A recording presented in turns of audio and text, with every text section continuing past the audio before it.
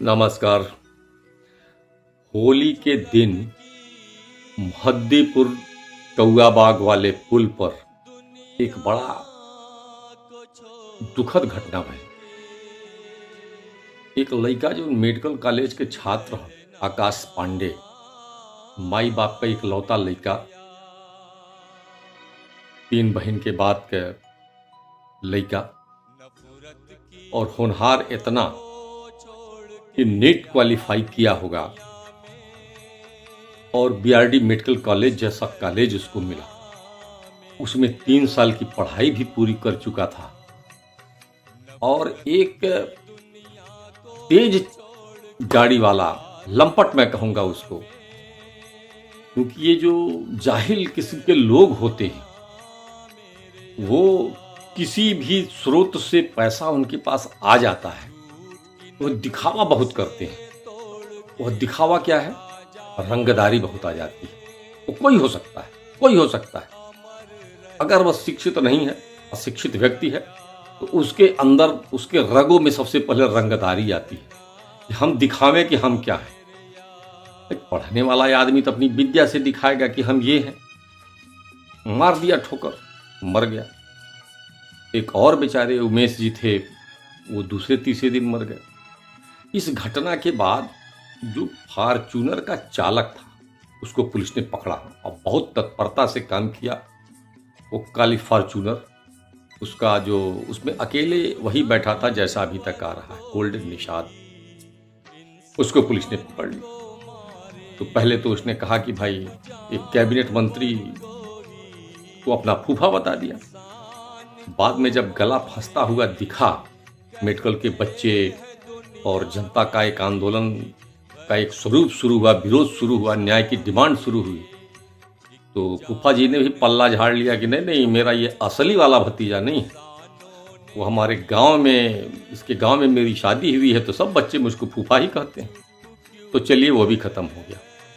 मैं ये कहना चाहता हूँ कि हमारा जो आरटीओ डिपार्टमेंट है, जो लाइसेंस जारी करता है, वह कितने सरल तरीके से लाइसेंस जारी करता है। और यहीं यूरोप के देशों में, ब्रिटेन में या अरब अमीरात में एक लाइसेंस लेने के लिए कितने परीक्षाएं देनी पड़ती हैं, कितने पापड़ बेलने पड़ते हैं, ये आपको पता है। 2 साल 3 साल लग जाता है लोगों को उसकी परीक्षा पास करने में, क्योंकि सड़क पे चलने के एक नियम होते हैं, गाड़ी चलाने के एक नियम होते हैं। यहाँ तक कि गाड़ी खड़ी करें है, पहिया सीधी है, टेढ़ी है, इस पर भी आपका लाइसेंस निरस्त हो जाता है। ऐसी व्यवस्था अपने देश में क्यों नहीं?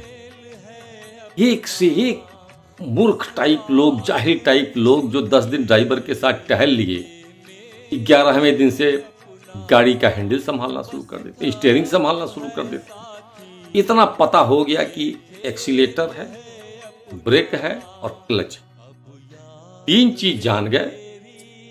और जब घटना हुई तो हड़बड़ा गए, ब्रेक की जगह एक्सीलेटर चाप दिए और कई लोगों को मार दिए। तो ये जो घटनाएं हो रही हैं उसको ईश्वर पे नहीं थोपा जा सकता है, या नहीं कहा जा सकता है कि होनी थी वो हो गया। कहां की होनी? वह मूर्ख व्यक्ति जो अपने रंग में था कि मैं फॉर्च्यूनर से चल रहा हूं, और कुछ नशा पाती भी करते हैं ये सब, उसने मार दिया ठोकर, मर गया।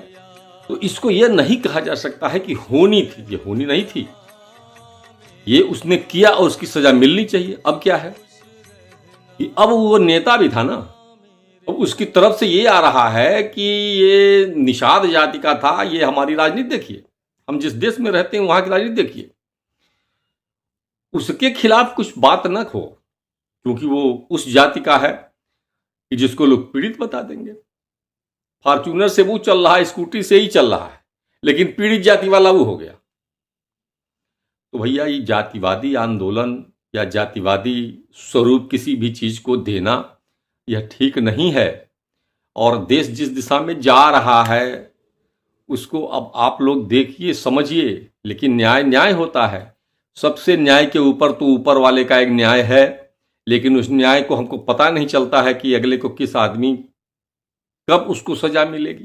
हम तो यही इंतजार करते रह जाते हैं। अब आप घर गए उसके आकाश पांडे के घर, खपड़े का घर है, उनकी गरीबी देखें आप।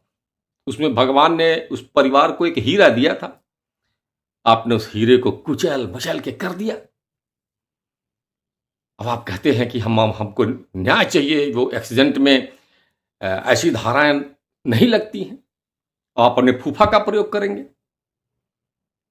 मान्यवर, हो सकता है आप कल को बड़े नेता हो जाएं, चूंकि ऐसा ही घटनाएं करके तो लोग नेता बनते हैं, लेकिन थोड़ा मानवता लाइए मन में, हृदय में एक नैतिकता लाइए, मानवता लाइए और मनुष्य के दुख से दुखी होइए